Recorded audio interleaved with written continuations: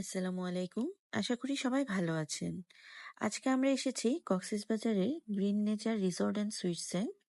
আর এই রিসোর্টটা তাদের ইউনিক ডেকোরেশনের কারণে খুবই নাম করেছে খুব কম সময়ের মধ্যে। আর এইখানে আমরা আজকে থাকবো। ফার্স্টেই আমাদেরকে ওয়েলকাম ড্রিঙ্ক সার্ভ করা হলো। আর এখন তাদের রুম ট্যুরটা আমি দিয়ে দিচ্ছি প্রথমেই। আমরা ডিলাক্স কাপল রুম নিয়েছি। আর রুমে ঢুকতেই ফার্স্টে একটা বেড আছে। আর এখানে সোফা দেওয়া আছে।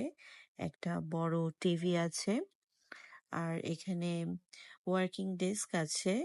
ক্লোজেট আছে। ক্লোজেটের ভিতর জায়নামাজ আছে এবং দুটো স্লিপার দেওয়া আছে এবং সেফটি লকারও ছিল।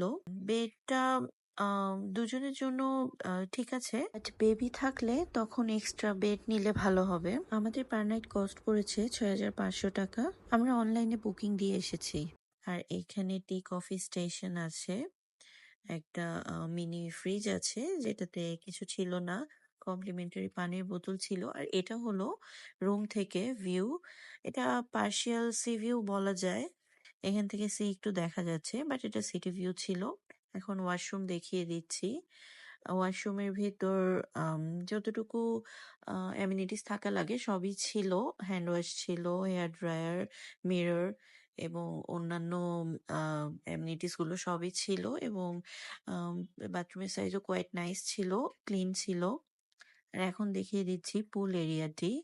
এটা হলো দিনের ভিউ। রাতের ভিউ এখন দেখিয়ে দিচ্ছি। রাতের বেলা অ্যাকচুয়ালি এই রিসোর্টটা বেশি সুন্দর লাগে, এটা লাইটিং এর কারণে। আর বিশেষ করে এই জায়গাটি দেখতে খুবই ভালো লাগে এবং তাদের শ্যান্ডেলিয়ার গুলো খুব সুন্দর ছিল। আর তাদের রুফটপ থেকে এই ধরনের একটা ভিউ পাওয়া যায়, খুবই সুন্দর সি ভিউ পাওয়া যায়। এটা সুগন্ধা বিচের কাছে এই রিসোর্টটি করা হয়েছে, সো বিচের একদম সাথেই। আর এখন দেখিয়ে দিব তাদের ব্রেকফাস্ট কেমন ছিল। আমরা যখন গেছি তখন অনেক রাশ ছিল, সো অনেক মানুষ ছিল, কিছুক্ষণ ওয়েট করে সিট পেতে হয়েছে।